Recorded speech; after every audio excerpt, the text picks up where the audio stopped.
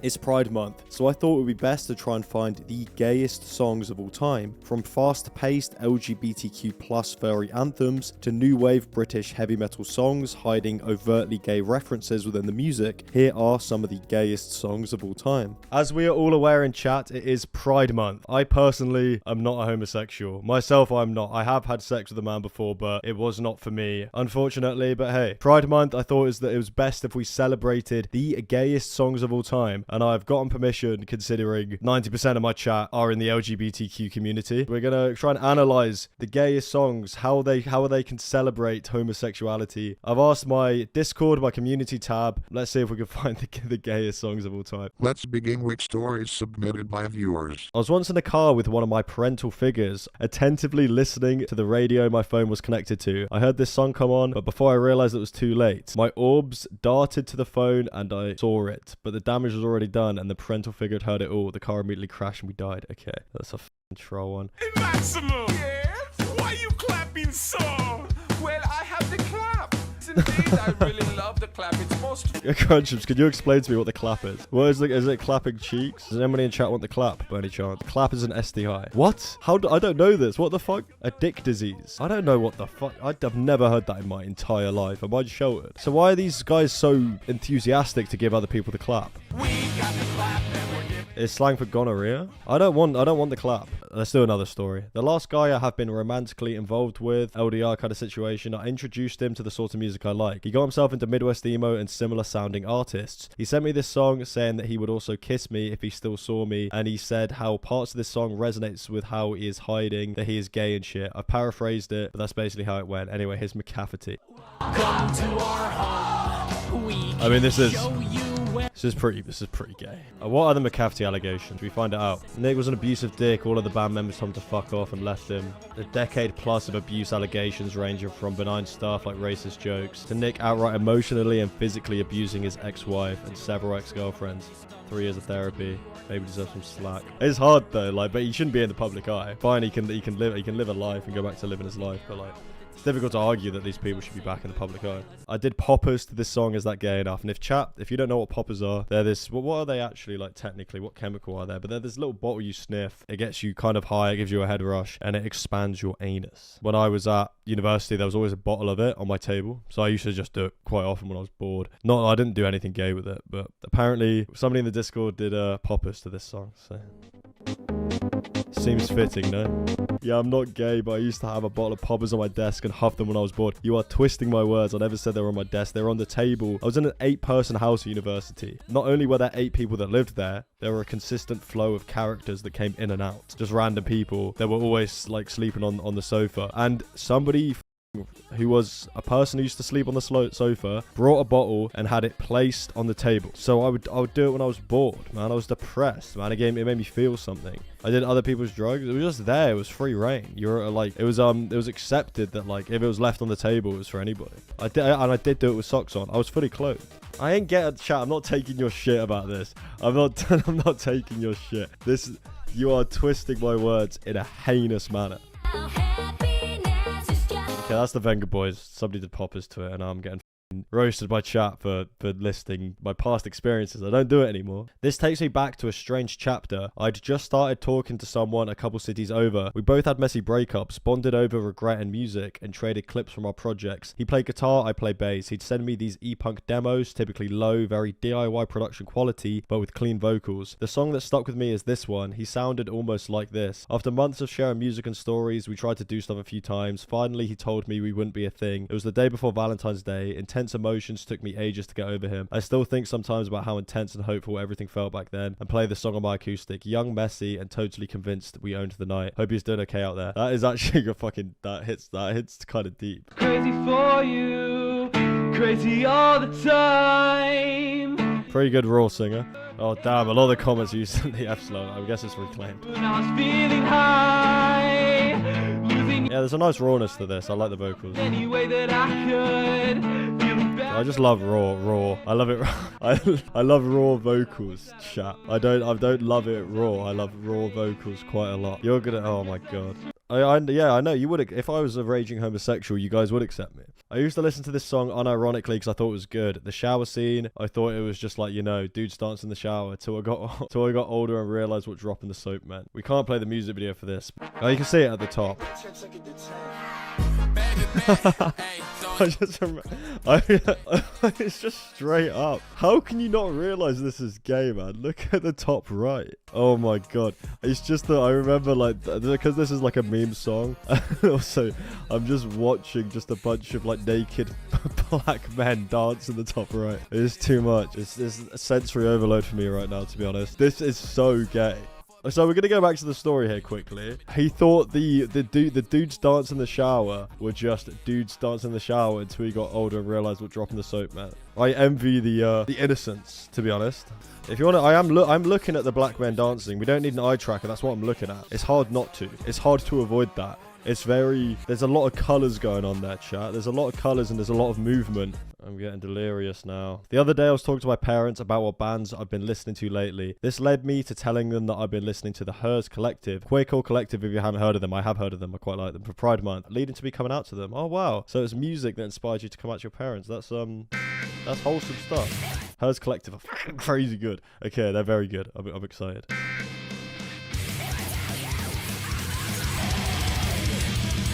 Yeah, this is really good. I'd recommend anything from the Hers Collective. All fucking really cool. Sick stuff. Really cool story behind it. W's for that one. W's for that one. Gino tipped $16, which is extremely generous. Uber gay / LGBTQ. Frost children. Harp plus ponies. How do you think we should rate the gayness of these songs? What's the criteria here? LGBTQ plus to LGBTQ plus. That would make sense, but I mean, what's the criteria? Could you imagine a gay person and a parade float dancing to it? 1 is Tom Brady, 10 is RuPaul. Lyrics? Yeah, but like, what about the feeling and the vibe of the music? I think that makes sense as well. There's a lot of instrumentation that can be kind of gay. How much a song makes you want to kiss men? There we go. That's the criteria, man. As a man who's not homosexual myself, but I have done it, I think that's a good way for me to rate it from a perspective that's not ignorant, but it's not biased. Okay, the instrumentals are already give me gay vibes. I think electronic music is like so much of it like belongs to the LGBTQ community. I mean, like a lot of breakcore, a lot of all these different kind of alternative subgenres. Techno, like I might be going to a techno rave in England. That's completely ran by LGBTQ communities. Very welcoming places, of course. So I feel like electronic music has a bit of more of a, in my opinion, more of a foot in this game. This is really cool. I love the sound design on the high-end synth, bubbly synth. The breaks are mixed really well, although I think they're just amens.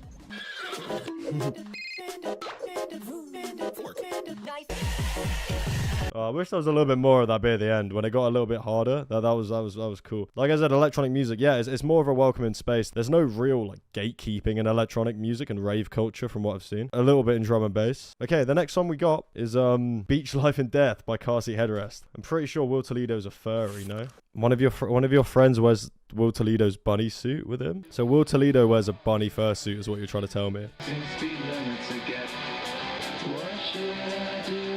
There's so much charm to the mirror to mirror version as opposed to like the new like shimmery shiny. I mean, a lot of people like prefer the new version because it is like actually produced well and not produced pretty fucking poorly. But there's so much charm to it, and like this is what got him off the ground, obviously. Like in the new version, like Cute Thing I think is way better. It's that song sounds better polished. I think this song sounds so much better, like really dirty and really like bad quality distorted, you know. This is apparently Will Toledo's fursuit, according to Rat Food. His name is Mortis.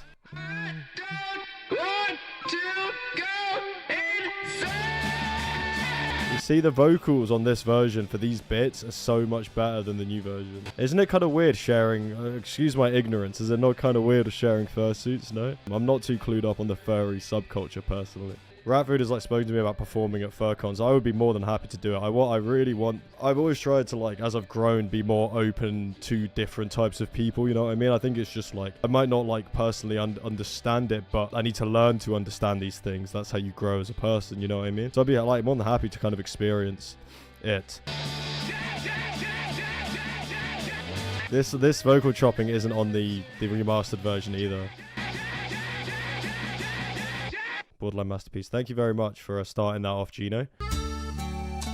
I won't be able to analyze the lyrics here. You know what the lyrics translate to and you're not saying it? Come on. I mean, like, this sounds very romantic instrumentally. I'd have a boogie with a loved one to this, but I don't know what they're saying, and it sounds like they're saying something devious. It sounds like they're saying something devious. I got the translation up. Drop your eggs over my shoulder. The more I peek and enjoy your cock. This is gonna be an awful translation. Today is everything to me. Give me new pleasures, what I don't know, but remember, crazy. Give me your baton with all the power of your cock from your pink head that makes my ass claws. Queer as in fuck you by Dog Park Dissidents. Oh. Oh, this is going to be cool, I think. I don't wanna get married. Oh, I already like the voice. That is a decent little lyric, because all the pride stuff that all these huge companies do, the companies that like market their stuff in countries that are incredibly like homophobic and just don't do all like the pride stuff is, but it seems as if they just do it to make themselves look progressive, and I guess that's what that lyric's about. Don't sell me a rainbow, your market's never done shit for me.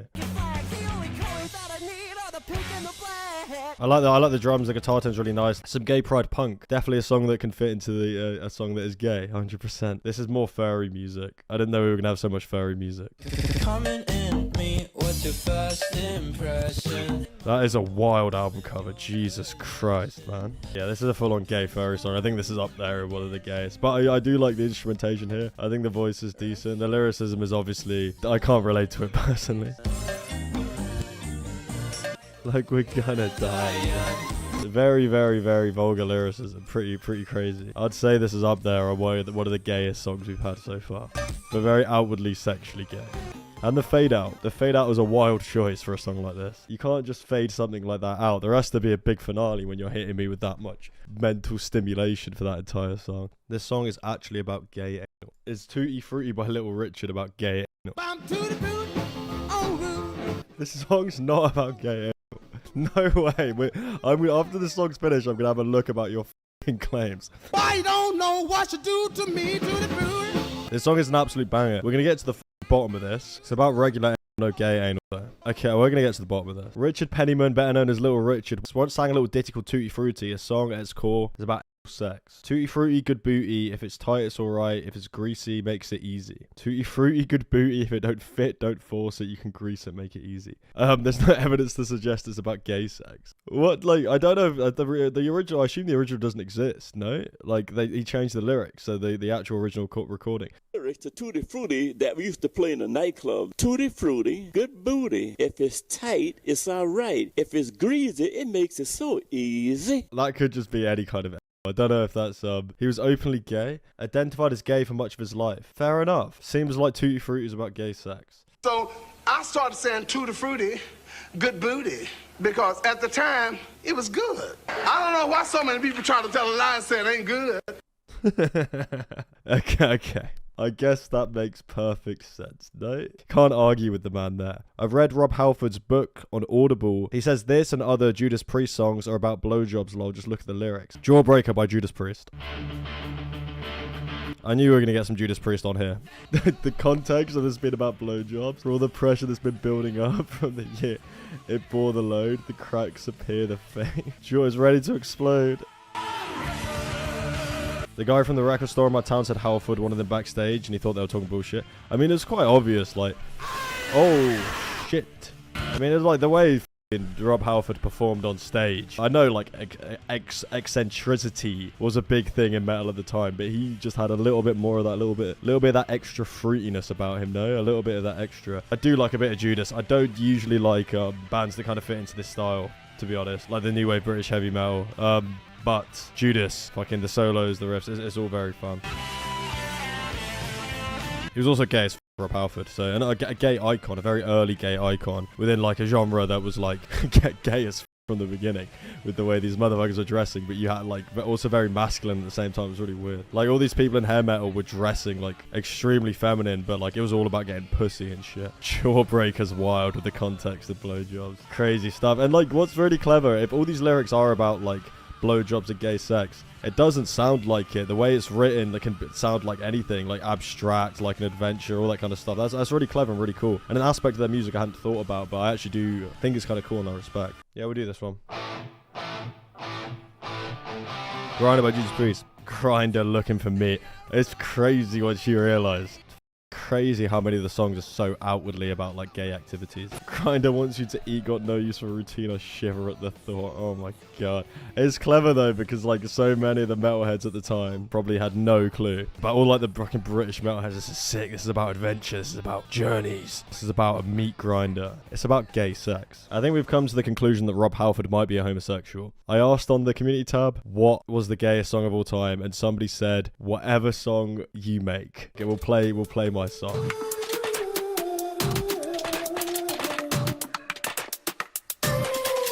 This is by me. So apparently, according to somebody, this is the gayest song of all time.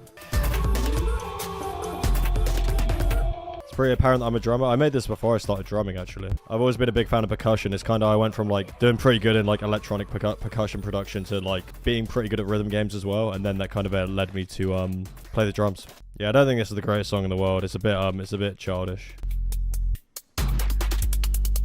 Yeah, I did kind of cook on the percussion for this one. And that riser is heinous. That riser before the drop is horrible. So-called liberated days. One of my favorite voices are from this like generation, I think. I assume that's based on a true story, and that's a beautiful way to pay respects to a person's life, though, that I assume was either close in Rod's life or like was something like that. Really, really fucking beautiful. Salute. Thank you very much for the beautiful stream. Thank you for the donations. I will see you tomorrow.